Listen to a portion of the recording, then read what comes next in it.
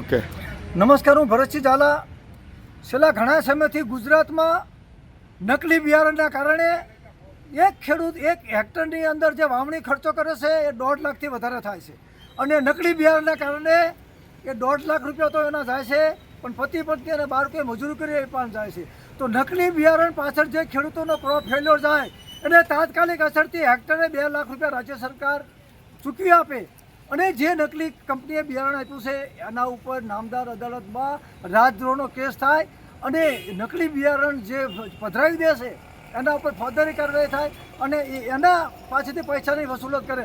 પરંતુ પહેલાં રાજ્ય સરકાર તાત્કાલિક અસરથી જે ખેડૂતો નકલી બિયારણનો ભોગ બન્યો છે એને પર હેક્ટરે 2 લાખ રૂપિયા આપે. બીજું, ગુજરાત બીજ નિગમ શું કરે છે? ગુજરાતના 56 લાખ ખેડૂતોને 1,50,00,000 સર્વે નંબરનું જે બિયારણ જોતું હોય એ બિયારણ આપી ન શકે. દર વર્ષે 3 લાખ કરોડનું બજેટની આપણે વાતો કરવી છીએ, તો રાજ્ય સરકાર ખેડૂતોને ઉત્તમ બિયારણ આપવા માટે નાણાકીય જોગવાઈ કરી અને ઉત્તમ બિયારણ ડોર ટુ ડોર કેમ ન આપી શકે? જેમ 80 કરોડ લોકોને મફત અનાજ 5-5 કિલો આપી શકે છે, એમ ગુજરાતના 56 લાખ ખેડૂતોને તમામ સર્વે નંબરનું ઉત્તમ બિયારણ ખેતીમાં બેક કરી અને સરકારે આપવા માટે શા માટે વ્યવસ્થા ન કરે?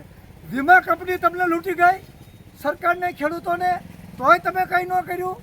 ફર્ટિલાઇઝર કંપનીઓ લૂંટી જાય તોય તમે કંઈ ન કર્યું. રાસાયણિક ખાતરોવાળા લૂંટી જાય તોય કંઈ ન કર્યું.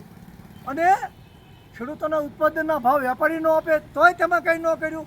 તો આ ઈડી ને ઇન્કમટેક્સ ને સેન્ટ્રલ આઈબીન, ઇન્ટેલિજન્સ આઈબીન, આ બધું જે વહીવટી તંત્ર અને સુરક્ષા તંત્ર કરે છે શું?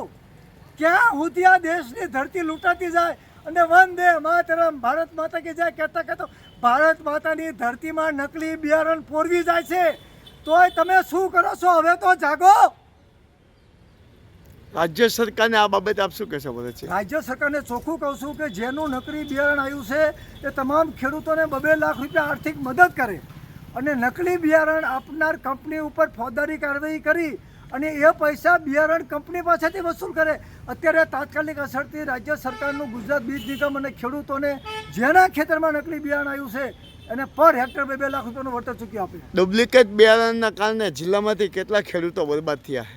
સમગ્ર દેશમાં કરોડમાં આંકડાની વાત તમે ક્યાં જાઓ છો? નરેન્દ્રભાઈ મોદી ચોખ્ખું કહેશે કે દેશમાં અને રાજ્યમાં ખેડૂતોના આપઘાતના આંકડામાં આપણે નથી જવું, પરંતુ સત્ય જે હકીકત છે એને બહાર લાવો. આંકડામાં ચા સુધી પડશો. જે સર્વે નંબરમાં ખોટું બિયારણ આવ્યું એ સર્વે નંબરના 2 લાખ રૂપિયા સરકાર ચૂકવી દે એ વાત કરવાની જરૂર છે. આંકડા ચા સુધી આંકડાની માયાજાળમાં પડશો.